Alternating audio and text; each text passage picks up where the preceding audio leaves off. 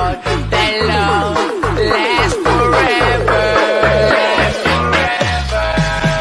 See, it's very divine, you're one of a kind, but you mash up my mind. You are figure decline, oh Lord, my.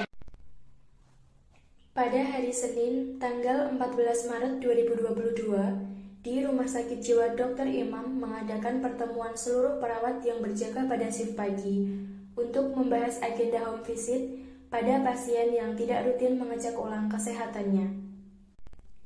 Perawat Sofi, perawat Sulha, dan perawat Tessa melakukan koordinasi mengenai kegiatan home visit yang akan dilakukan pada 3 pasien atas nama Nyonya Siti, Anak Dewi, dan Nona Roshi, karena ketiga pasien tersebut yang jarang mengecek ulang kesehatannya.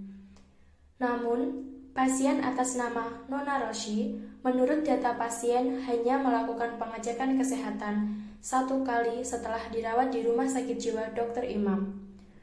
Perawat Sofi, perawat Sulha, dan perawat Tessa memutuskan untuk melakukan home visit pada pasien Nona Roshi. Sebelum melakukan home visit, perawat Sofi, perawat Sulha, dan perawat Tessa menyiapkan data pasien dan perlengkapan perawat yang akan digunakan untuk melakukan kunjungan. Assalamualaikum warahmatullahi wabarakatuh. Waalaikumsalam warahmatullahi wabarakatuh. Selamat pagi Mbak Sulha, Mbak Tessa. Selamat pagi Bu. Ya, baik. Hari ini kita akan membahas tentang pasien yang tidak rutin untuk mengecek kesehatannya, yang nantinya kita akan kunjungi ke rumah pasien tersebut. Baik Bu. Ini untuk data ada 3 pasien Bu. Baik. Ini siapa aja Mbak? Ini ada Ibu Siti, Anak Desi, dan Nona Rosi. Tapi melakukan pengecekan kesehatan 1 kali setelah dirawat ini atas nama pasien Nona Rosi. Bagaimana kalau kita melakukan kunjungan ke rumah itu ke rumah Mbak Rosi? Mungkin ada sesuatu atau masalah yang membuat Mbak Rosi itu jarang untuk melakukan kesehatannya. Ya boleh. Bagaimana Mbak Sulha? Boleh. Ya, baik, nanti sebelum kunjungan saya siapkan data pasien, leaflet, dan juga lembar balik sesuai kebutuhan yang dibutuhkan oleh Mbak Rosi. Ya nanti saya bantu. Nanti kita mau jam berapa ya? Jam 10. Nanti jam 10 aja ya. Iya, baik. Assalamualaikum. Assalamualaikum. Waalaikumsalam. Silakan masuk Mbak. Ya Ibu, terima kasih. Makasih.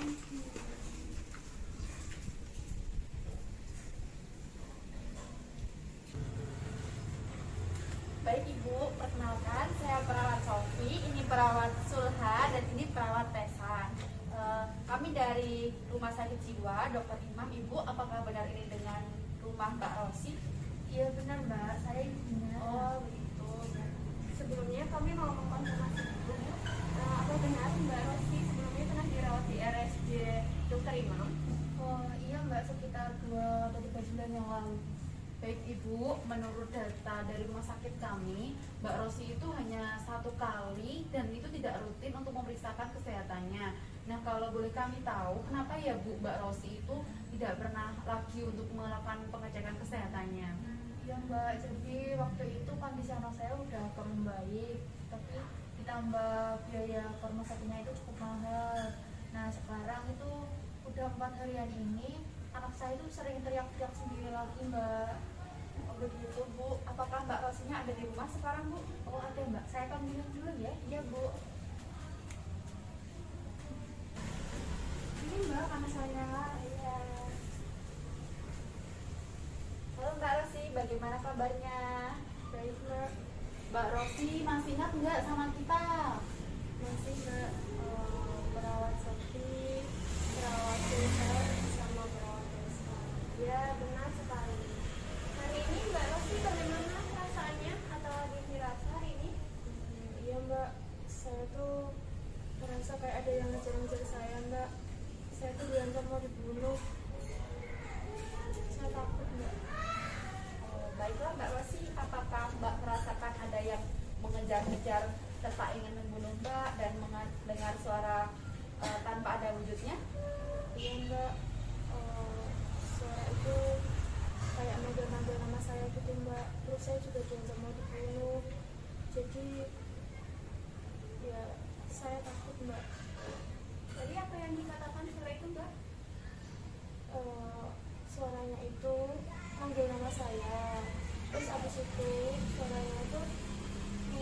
membunuh saya, Mbak. Iya Mbak, jadi Mbak Rosi itu saya percaya kalau Mbak Rosi itu mendengarkan suara itu, tapi belum tentu kita semua yang di sini juga mendengarkan suara seperti itu Mbak. Kalau boleh kami tahu, Mbak Rosi itu dengarnya suara terus menerus atau hanya sewaktu saja ya? Sewaktu-waktu, Mbak. Itu dengarnya itu waktunya kapan ya? Kalau sehari bisa berapa kali atau? Saya tuh paling sering kalau malam hari, Mbak.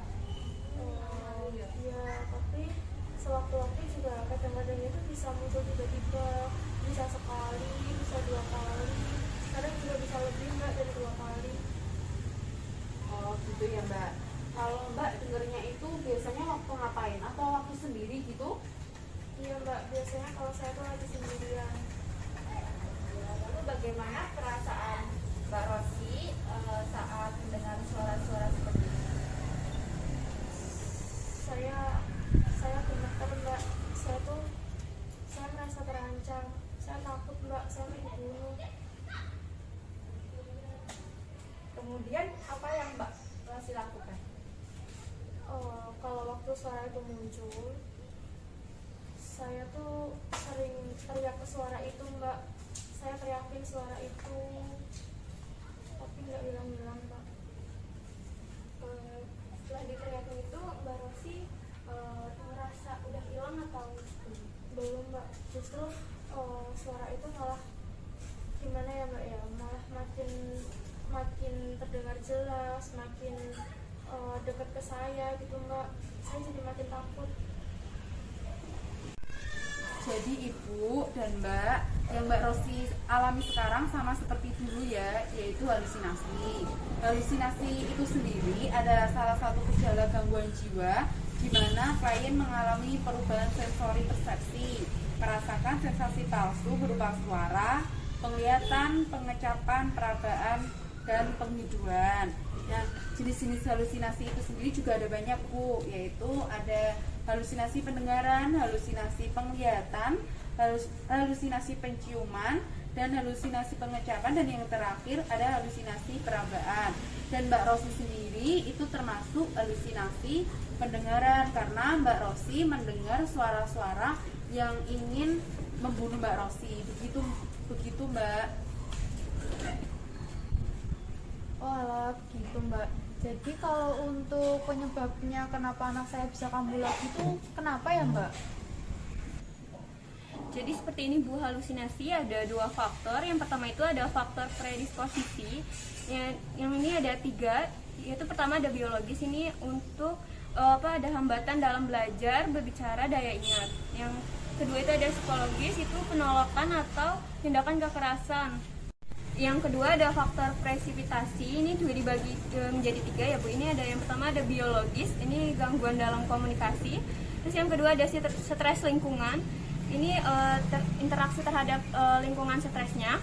Terus ada yang ketiga ada sumber coping, ini dibagi menjadi 3 lagi, yaitu ada withdrawal, proyeksi, dan regresi. Nah selanjutnya ini ada tanda dan gejala halusinasi ya Bu ya. Ini nanti bisa dilihat di Mbak Rosinya, bisa kalau ada gejala seperti ini, seperti tidak dapat memusatkan perhatian, tidak dapat membedakan antara keadaan nyata dan tidak nyata, ekspresi muka tegang, terus bicara senyum dan tertawa sendiri, ada rasa curiga, dan menarik diri dari orang lain, seperti itu Ibu.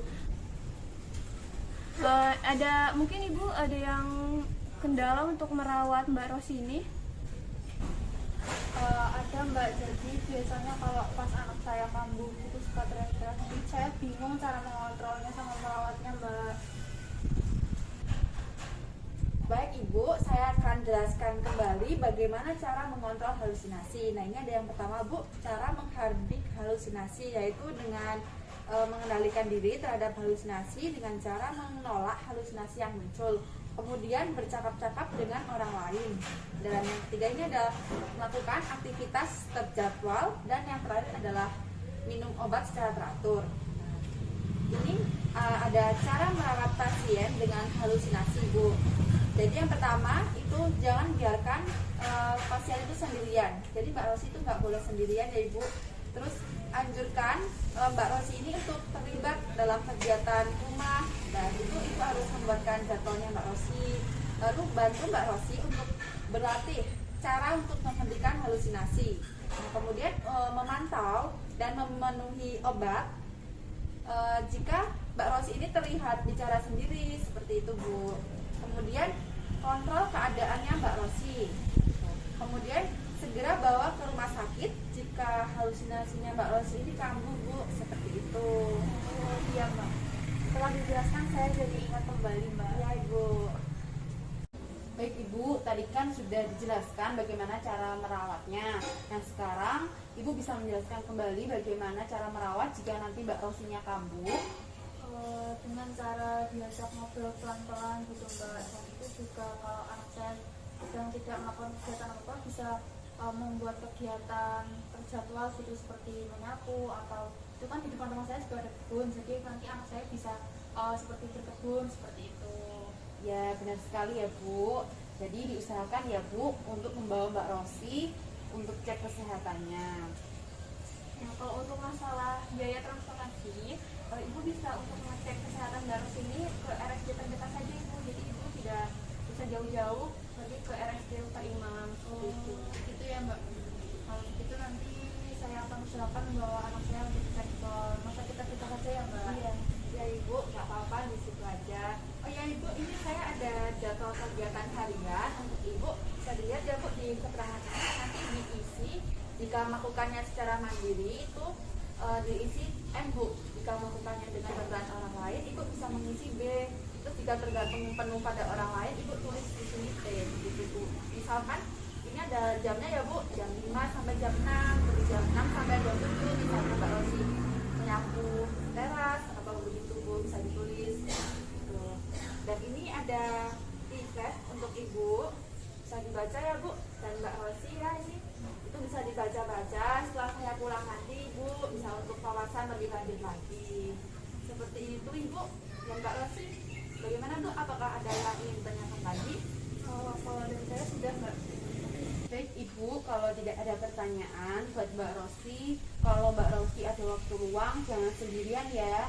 Jadi Mbak Rosi bisa membantu ibunya membaca buku, atau kalau lebih baik lagi Mbak Rosi olahraga gitu. Untuk Ibu mungkin diusahakan untuk selalu memantau Mbak Rosi. Jadi kalau misalnya ada gejala atau yang seperti yang disebutkan tadi, Ibu bisa langsung menerapkan yang telah dijelaskan tadi ya Bu ya. Ya Ibu, semoga Ibu dan Mbak Rosi sehat selalu ya sekeluarga, dan Mbak Rosi tidak kambuh lagi. Iya. Kalau begitu kami mau pamit Ibu. Makasih ya Mbak atas kunjungannya. Ya Ibu, sama-sama. Mari saya angkat. Ya.